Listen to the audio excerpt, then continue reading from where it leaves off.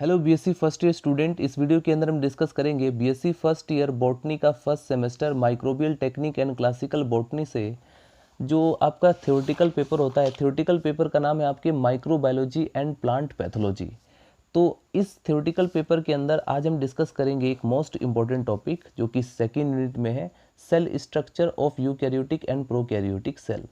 दोस्तों first unit हम इसलिए स्टार्ट नहीं करें क्योंकि हम सबसे पहले कवर करेंगे जो इम्पोर्टेंट है। फर्स्ट यूनिट के अंदर आप पढ़ते हैं एंशियंट, वैदिक एंड मॉडर्न बॉटनी और माइक्रोबियल टेक्निक एंड इंस्ट्रूमेंटेशन। तो हम स्टार्ट करें सेकेंड यूनिट जो कि इम्पॉर्टेंट है। सेकेंड यूनिट से जितने भी टॉपिक है वो सब के सब इम्पॉर्टेंट है। सेकेंड यूनिट के अंदर आज का हमारा टॉपिक क्या रहेगा? Cell structure of eukaryotic and prokaryotic cell. इसके बाद आप देखेंगे तो इसके अंदर आप बैक्टीरिया, वायरस, ये सभी टॉपिक्स हम धीरे धीरे कवर करेंगे। तो दोस्तों यदि आप बीएससी के कॉन्सेप्ट को हिंदी में समझना चाहते हैं तो आप इस चैनल से जुड़ सकते हैं। ये जो आप सिलेबस देख रहे हैं बिल्कुल नई न्यू एजुकेशन पॉलिसी के अकॉर्डिंग जो नया सिलेबस है उसी के अकॉर्डिंग ये बुक डिज़ाइन की गई है और इसी में आज हम पढ़ेंगे। तो चलिए स्टार्ट करते हैं।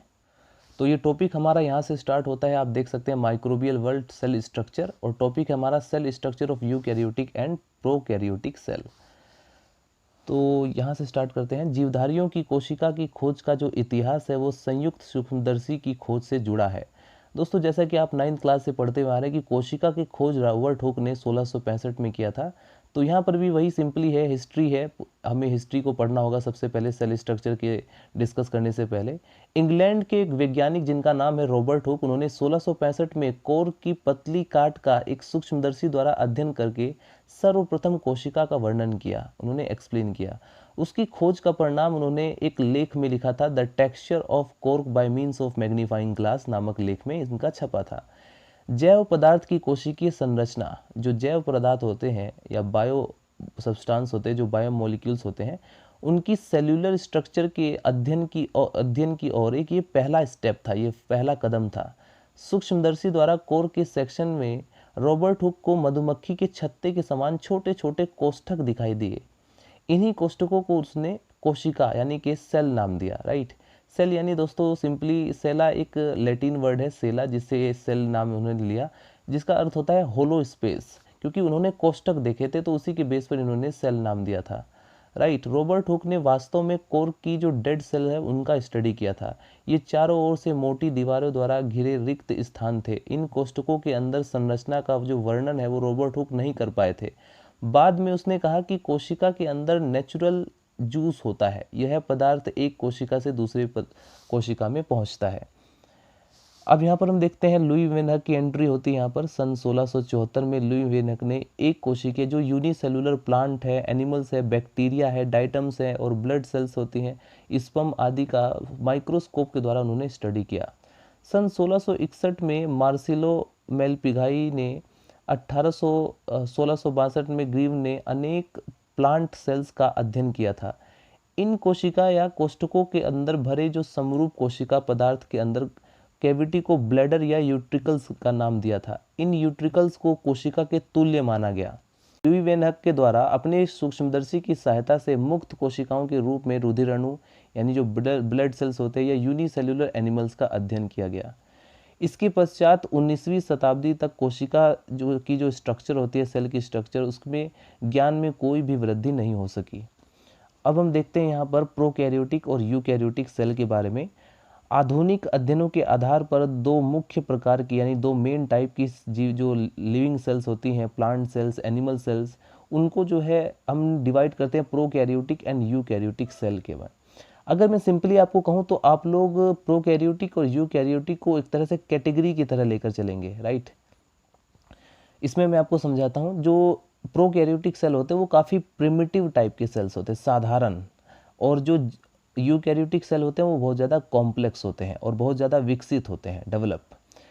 तो देखते हैं प्रोकैरियोटिक सेल में न्यूक्लियस जो होता है वो बिल्कुल प्रिमिटिव टाइप का होता है और इस प्रकार की कोशिकाएं ब्लू ग्रीन एल्गी, बैक्टीरिया तथा वायरस में होती हैं। और इन कोशिकाओं को मुख्य लक्षण है, इनमें जो न्यूक्लियर मेम्ब्रेन होती है वो अब्सेंट होती है, यानी न्यूक्लियस की जो चारों तरफ जो न्यूक्लियर मेम्ब्रेन होती है वो इसमें अब्सेंट होती है।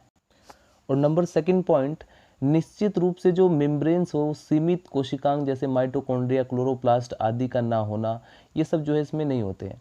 और इन सेल्स के जो क्रोमोसोम में बेसिक प्रोटीन हिस्टोन का ना पाया जाना, ये सब एक तरीके से प्रिमिटिव कैरेक्टर को शो करता है। ये जो आप डायग्राम देख रहे हैं, ये डायग्राम है structure of prokaryotic cell under electron microscope. जब आप प्रोकैरियोटिक सेल को इलेक्ट्रॉन माइक्रोस्कोप की हेल्प से देखेंगे तो आपको ये बाहर शीत और ये structure granules and cyanophycin granules यहाँ पर दिखाई देंगे। ये इसमें राइबोसोम होते हैं, डीएनए फाइब्रिल्स होते हैं एंड पॉलीहेड्रल बॉडी प्रेजेंट है, ये इसकी वाल है एंड ये फाइकोबिलियोसोम्स होते हैं, वेसल्स होते हैं, ये इसमें होते हैं प्लाज्मा लेमा एंड ये है ग्लाइकोजन ग्रेन्यूल्स आपको दिखाई दे रहे होंगे और ये फॉस्फेट बॉडी, ये जो आपको दिखाई दे रहे हैं। यानी सिंपली दोस्तों इनमें जो है जो कंप्लीटली जो डेवलप सेल ऑर्गन्स होते हैं जैसे माइटोकॉन्ड्रिया या क्लोरोप्लास्ट, ये सब इसमें एब्सेंट होता है।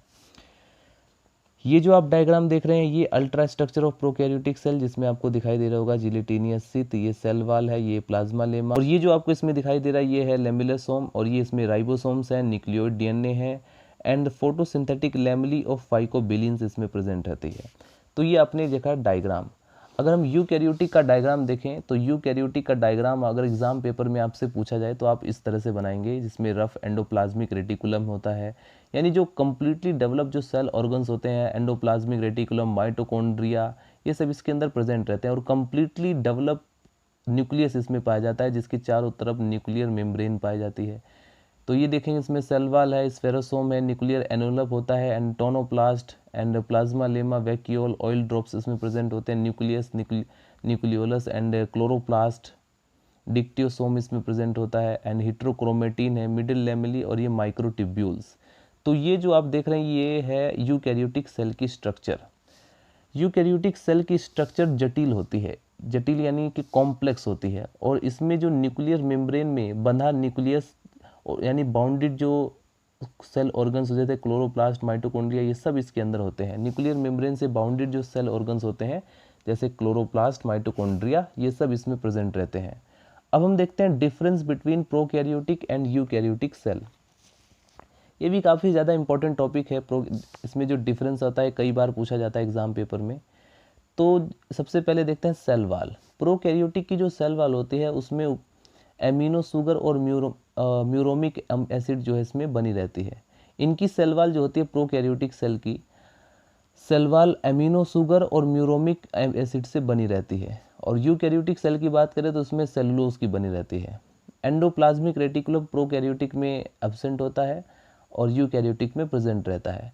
गोल्जी बॉडी प्रोकैरियोटिक सेल में एब्सेंट है और इसमें प्रेजेंट है।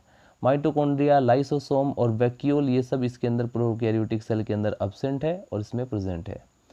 फोटोसिंथेटिक सिस्टम की अगर हम बात करें तो प्रोकैरियोटिक में पूरी तरह से व्यवस्थित नहीं, क्लोरोफिल के लैमेली में होती है। इनमें जो क्लोरोफिल होता है वो लैमेली के फॉर्म में होता है, जबकि अगर हम यूकैरियोटिक सेल की बात करें तो इसमें एक डेफिनिट क्लोरोप्लास्ट होते हैं। इसके बाद आप न्यूक्लियर मेम्ब्रेन की बात करें तो प्रोकैरियोटिक सेल में न्यूक्लियर मेम्ब्रेन जो होता है वो एब्सेंट होता है, यूकैरियोटिक सेल में प्रेजेंट रहता है। जेनेटिक मटेरियल डीएनए, आरएनए होता है और जनरली यूकैरियोटिक सेल में डीएनए होता है। इसके बाद आता है दोस्तों क्रोमोसोम। क्रोमोसोम जो होता है एक नग्न डीएनए तथा डीएनए के बने होते हैं और इसमें एक से अधिक आरएनए के बने होते हैं। राइबोसोम की बात करें तो प्रोकैरियोटिक में 50s और 30s सब यूनिट्स वाले होते हैं, यानी 70s टाइप के होते हैं और इसमें जो है 80s टाइप के राइबोसोम्स होते हैं। हिस्टोन प्रोटीन जो होता है वो एब्सेंट होता है प्रोकैरियोटिक सेल के अंदर और यूकैरियोटिक में प्रेजेंट रहता है। न्यूक्लियोलस या सेंट्रियोल प्रोकैरियोटिक सेल में एब्सेंट होता है और यूकैरियोटिक सेल में प्रेजेंट रहता है। नेक्स्ट वीडियो के अंदर हम डिस्कस करेंगे दोस्तों यूकैरियोटिक सेल के बारे में, डिटेल में हम स्टडी करेंगे और इसकी सेल का डायग्राम आप देख सकते हैं। इस वीडियो के अंदर सिंपली हमने डिस्कस किया आज की इस वीडियो के अंदर सेल की हिस्ट्री के बारे में और प्रोकैरियोटिक यूकैरियोटिक सेल के बारे में और उनमें डिफरेंस के बारे में। So thank you so much watching this video. और यदि आप हिंदी में ही कॉन्सेप्ट को समझना चाहते हैं तो आप इस चैनल से जुड़ सकते हैं।